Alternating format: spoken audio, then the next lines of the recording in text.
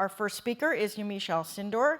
She's a national political reporter at the New York Times. She's covered the presidential campaign of Senator Bernie Sanders and has written stories about the last year of President Obama's presidency and the political concerns of Haitian Americans. As a national multimedia journalist at USA Today, she's covered breaking news and social justice issues. She also writes and produces videos about societal concerns, including human trafficking and gun violence and poverty. Yamiche, the floor is yours.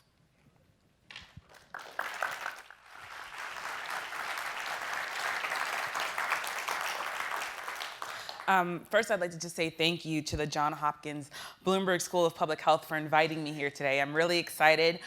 Bernie Sanders was meeting with President Obama today, but I was lucky enough to still be able to join you, so thank you for that.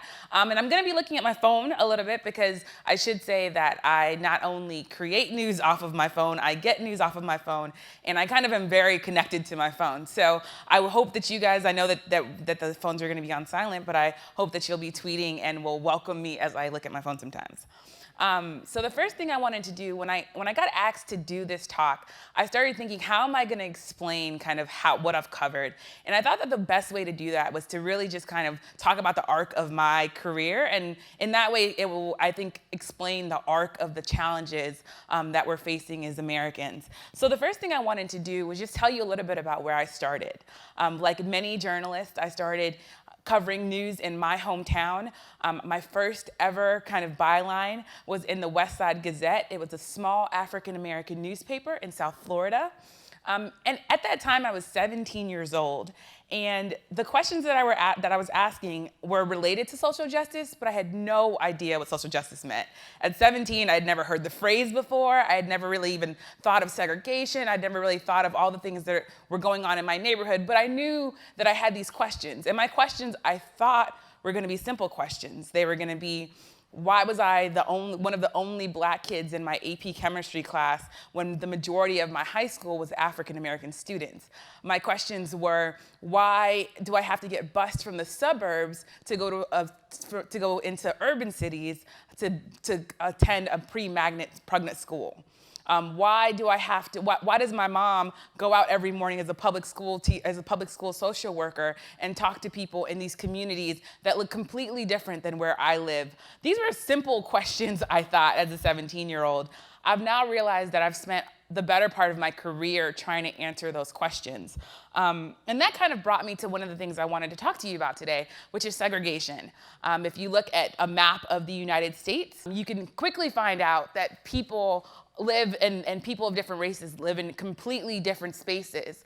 You can look at the key yourself and see that they're representing African American residents, white residents, Asian American residents, Hispanic residents.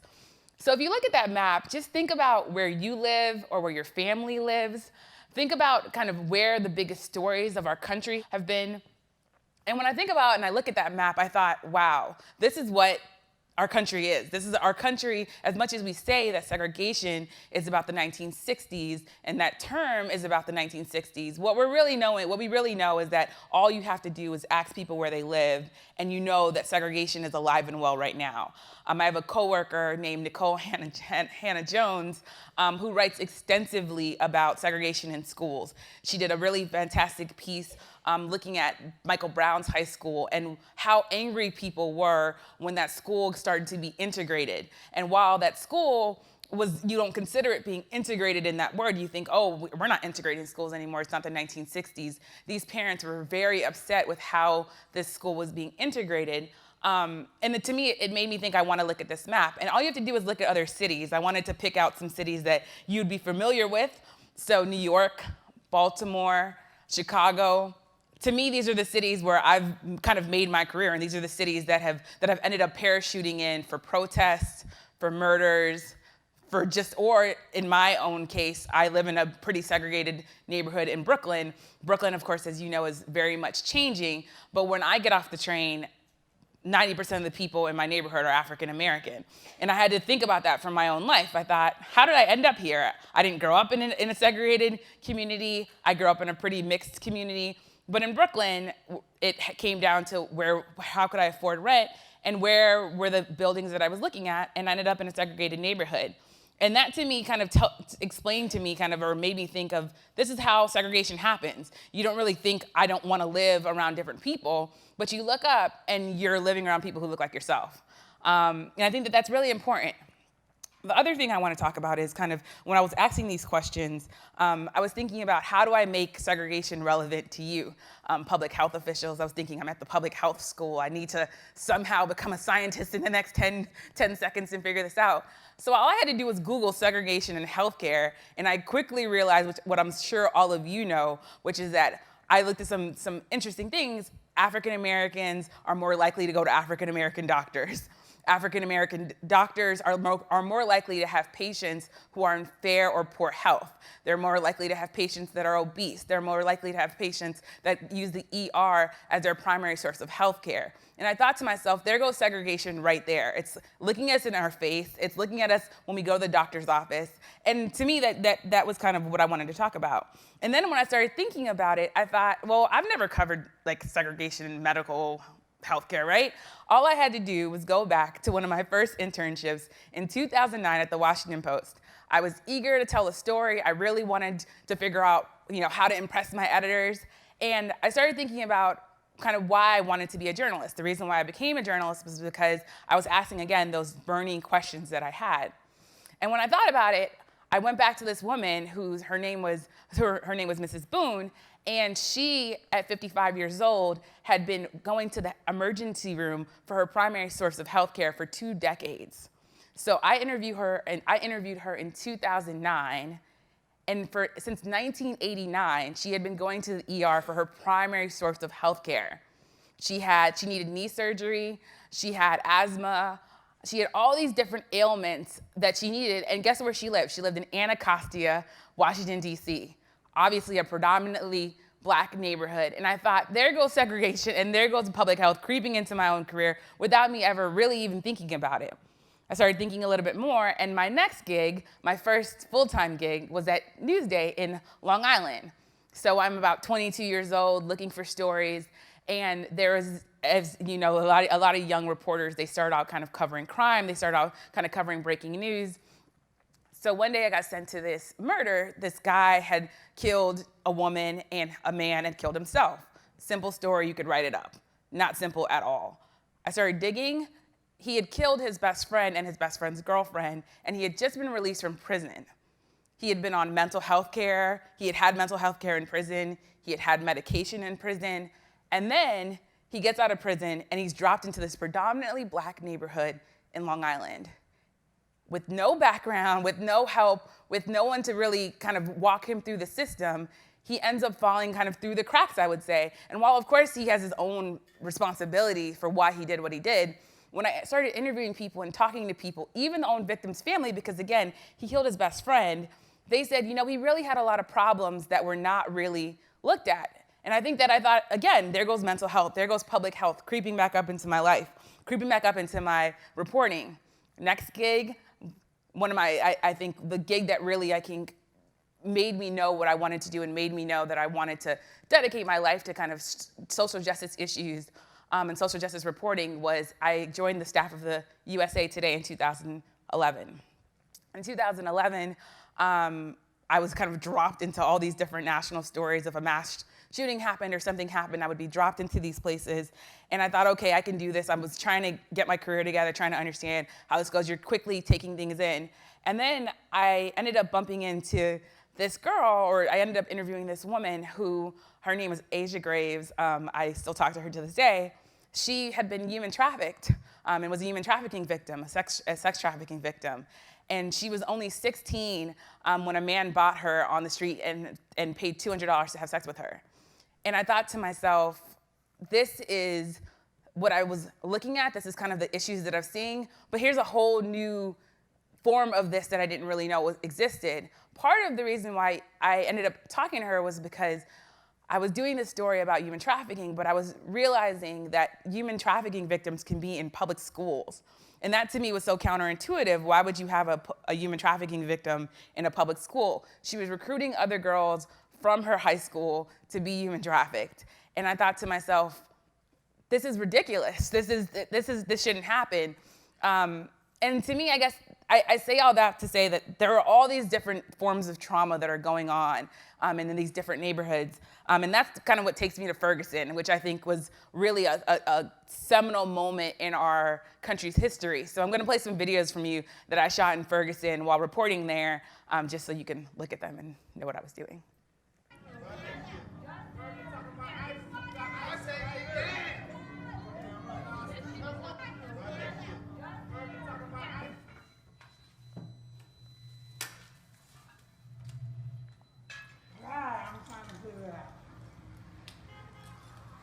Them people are blind.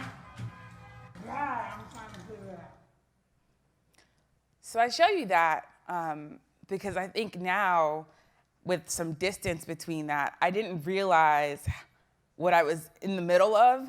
That was all shot by me. Those are people looting in a store, and I decided against all thinking to just go in and start documenting human history. And I went in there and I documented that, and I think Ferguson to me showed me kind of the culmination of all the things I'd been writing about. I'd been writing about segregation. I'd been writing about people struggling with the system. I'd been writing about the criminal justice system. And then here comes Ferguson kind of bursting into the seams of our country. And a lot of people were really, I guess, surprised by Ferguson. I think we were all in some ways surprised. I think even Ferguson residents might be surprised by the form that it took. But no one that I talked to, a lot of the people that I talked to, I should say, were not surprised that this would happen. It was not surprised that this powder keg existed.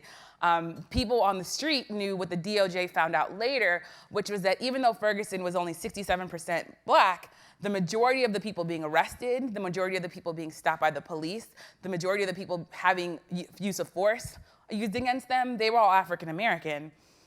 And that to me is what Ferguson became. It became this thing that reminded us that our country has a lot more to do. Our country has so much more to go. And I think that as a journalist, I remember just like writing about this and trying to do my best, working on 2 hours of sleep and knowing that I had a responsibility to my country that I didn't really understand before. And I know that, I guess, the press is obviously included in the Constitution, but I think for the first time in my life, I realized that like this is why we're in the Constitution. We're in the Constitution because I can stand here and I can get tear gassed and you can't make me move.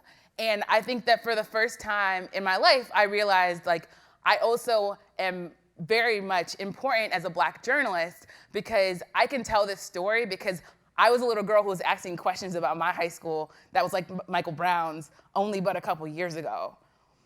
So to me, it was a full circle moment. So even though I'm talking about my career, I'm also talking about, to me, you start seeing these things as a 17-year-old, and then you realize that these things are so systemic, that Fergusons are all over the place. The Chicago Police Department just came out with a report talking about discrimination in their police department. Some news organizations didn't even run with it at the top of their stories, or didn't run with it at all, because it was like, oh, we already know that. But think about that for a minute. We already know that police departments are going to be discriminating against African Americans or people of color. And some of our news organizations won't put that at the top of their stories, won't put that at the top of their newscasts, won't put that on their front pages. That to me means something. And that to me is kind of where I go to my responsibility as a journalist. And kind of I also think about like what Black Lives Matters taught me. I think Black Lives Matters obviously was what came bursting out of Ferguson and what became bursting out of all these things. I won't bore you, I won't tell you about all the things I've also covered, like the trial of George Zimmerman, but all these things kind of culminated into Black Lives Matter. And I think Black Lives Matter is not just this organization. I know some people describe it as like an organization with chapters all over the country, and there is that. But Black Lives Matter is also like a request by activists to really be seen and to really look at our segregated communities and say, this black neighborhood that we know is a black neighborhood, that we don't have to dance around and act like it's not a black neighborhood, that this black neighborhood should matter as much as any other neighborhood in this country. But it doesn't right now. And I think I, as a journalist, should not dance around that idea and should really have the confidence and the courage to really write that and say the word racism if it is racism. And I think sometimes as an African-American journalist, people are nervous, or people don't want to say that that is racism. And I think that Ferguson and reading people like Ta-Nehisi Coates just reminded me that I have to call it like it is. I have to say when something isn't right. I have to say if I'm seeing things and people on the street are telling me I'm throwing this rock at this police officer, because even though I know I might get arrested, even though I know that this isn't going to change anything tomorrow, it makes me feel good, and that's a story in itself. So while I was writing about Ferguson, one of the things that was interesting to me was, people were writing about looters, and they were writing about all these terrible things that were happening in Ferguson. And I ended up writing this story about the fact that when I was in Ferguson, the looters were asking me if I could get to my car safely. And the scary police officers, the police officers at this point we now have been called, this militarized police department, was also saying, do you need a ride home? And some of these young guys that were carrying out, bottles of liquor and were looking really scary on TV, they were hitting on me and asking me for my number. And I had to think that this is humanity, right? This is not, oh, okay, we can say that they're rioters, and then that means that we divorce ourselves from understanding that they're human beings. And I think that that's what Ferguson taught me. So I think that was kind of, I guess, my career. And I guess the other thing I want to say is, I guess, what should we do now? I was looking at the email for what we should talk about, and it said, what should people do? As a reporter, to me, I think people should acknowledge this, and I think people should talk about this. I think that it's important to not just know that this is out there, but to really think about it, to really say, what am I doing about this? What is my role in this? How is this affecting me? How do I see this? I'm not saying for you to become activists. I'm a journalist. I'm not an activist. I think sometimes people confuse that because they think, oh, she sounds like she's advocating. And really, I want to advocate for facts, right? So facts are that the DOJ has found that the Ferguson Police Department was biased. Those aren't, as a journalist, me making that up. There's a whole report that you can read about that. Those are facts. Facts are that there are less African-American journalists than there are white journalists. That's just a fact. So to me, when I think about my career, I think about the fact that I just want to point out facts that remind us that this country has a long way to go. And I guess I think about, I'm a member of the National Association of Black Journalists. It's given me a lot of my mentors. It's given me people like Tremaine Lee, Nicole Hannah-Jones, Sarah Hoy. It's given me friends like Wesley Lowery, who was arrested in Ferguson. It's given me all these people that's created this community, and I don't have to feel bad about the fact that I say I belong to an organization for Black journalists. For me, that's okay. And I think that sometimes people can say, oh, well, why would you want to do that? But I know that diversity in journalism is important. And I know that this organization's mission to make media organizations diverse is also important. So that's what I have to say about that. And then I wanted to show you really quickly some clips, because I'm running out of time, so I want to show you really quickly some clips of Black Lives Matter protesters really kind of pointedly asking some questions of the presidential candidates, two of the presidential candidates that are running right now. To Westlake, where we said Black Lives Matter on Black Friday. We shut down Westlake, and we shut down the tree lighting, and we have anointed this land, saying we will fight for Black lives no matter what it takes. Welcome to Seattle, where the Seattle School Department suspends Black students at a rate 6 times higher than their counterparts. Bernie, welcome to Seattle, where we have undergone intense gentrification in the Central District, where used to be the only place where we Black people could live legally in Seattle. Welcome. This is what we have to deal with here. As it's already been stated, tomorrow is the 1-year anniversary of the ruthless murder of Michael Brown. It is time that we honor that here and now. We've already done it. Bernie says that he's about the people, about grassroots movement. The biggest grassroots movement in this country right now is the Black Lives Matter movement.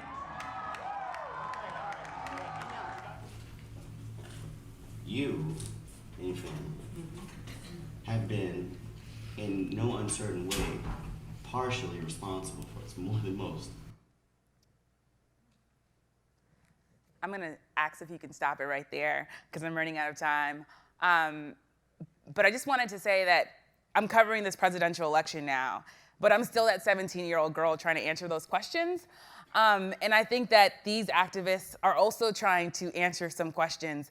And I think that no matter who becomes president, I think that we're gonna have these questions that are gonna continue to inform what's next. So I think what's next is we're gonna confront this. We're gonna ask ourselves if we like the country that we live in, if we're okay with the segregation, if we're okay with biased police departments, and if we're okay with just the way things are. And as a journalist, I'm gonna keep hopefully writing and asking very tough questions in any way I can. Thank you.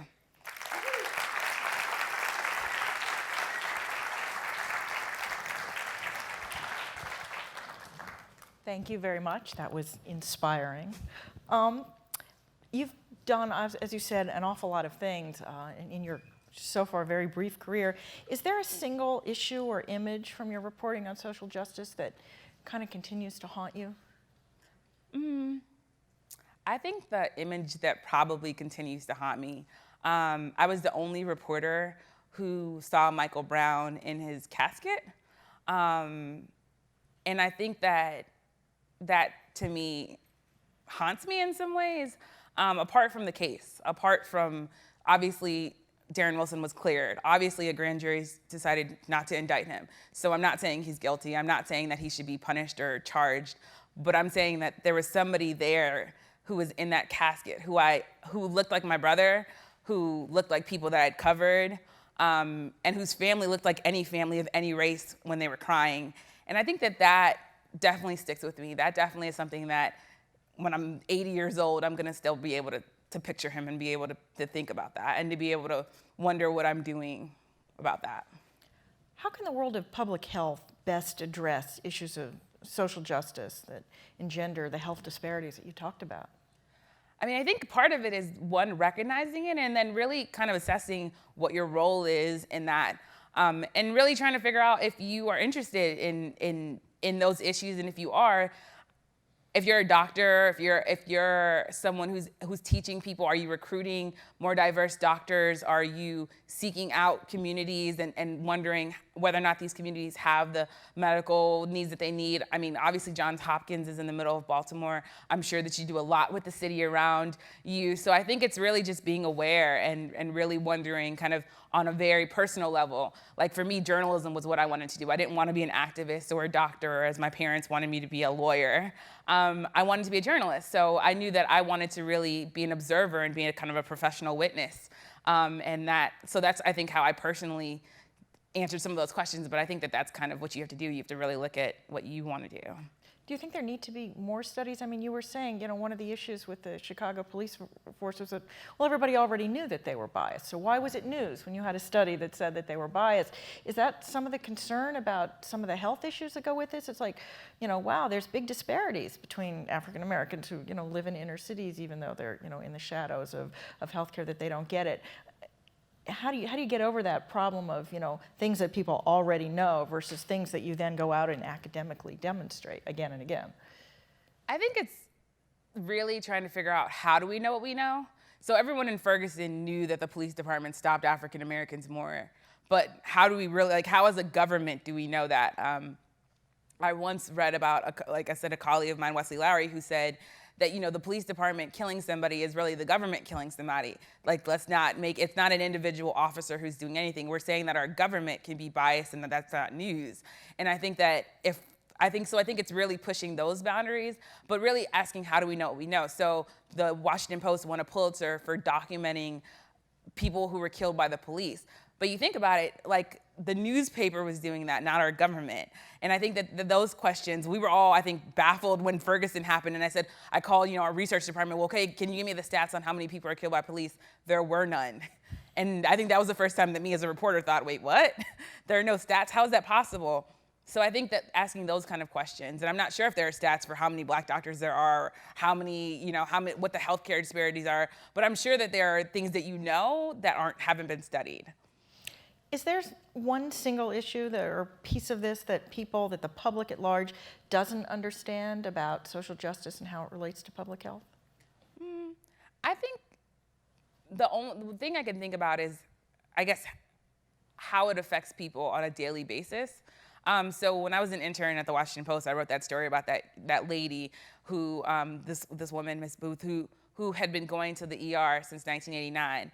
And I think that really like finding people and really thinking about like personal people's lives, I think is something that's kind of lost. I think when you say, oh, you know, people go to the ER, if I had to go find this lady, I had to go put in the work to go find someone who actually was doing this and then write about her and then think, are we okay with her life?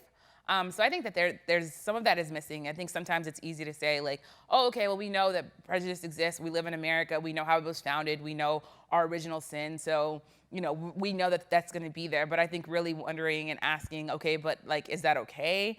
And like, what, and is that, how's that affecting everybody's life on a very daily basis? Like not just thinking like on a very high 10,000 feet level, but really thinking on an everyday person level.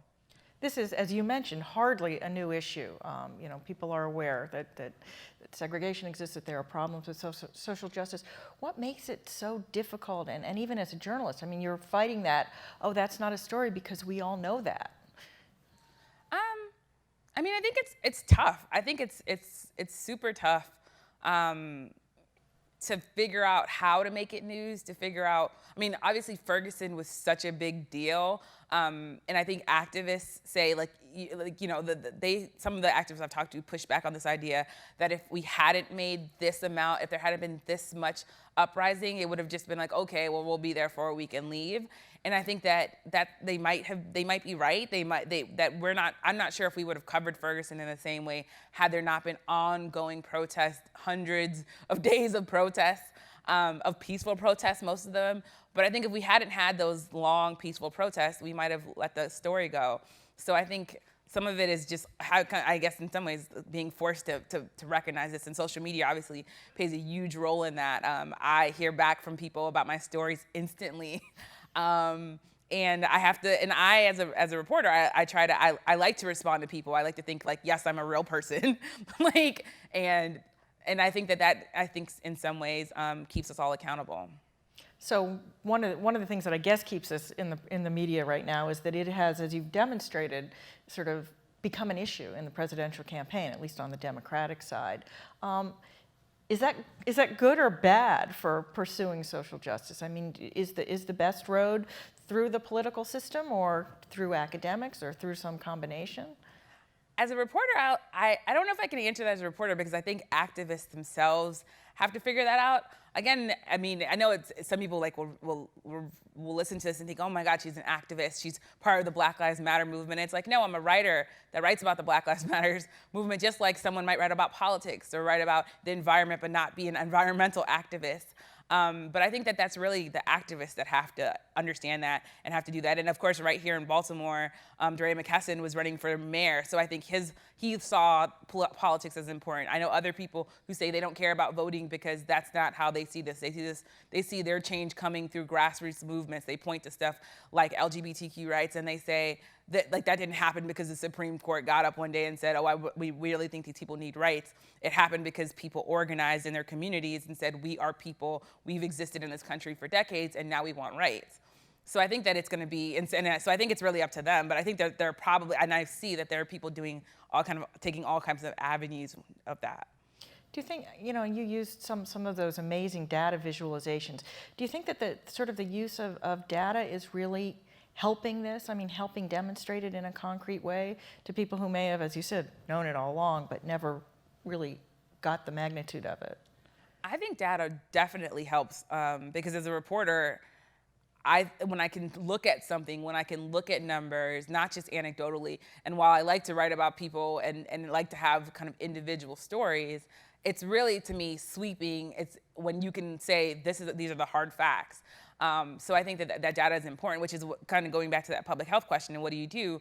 It's how do you research this? How do we come out with papers? And like, it's tedious work. I'm a journalist, so I don't, that's not the work that I do. But I think that being able to have those numbers is incredibly important. Good. Well, thank you for all your work. Oh, thank you. Okay.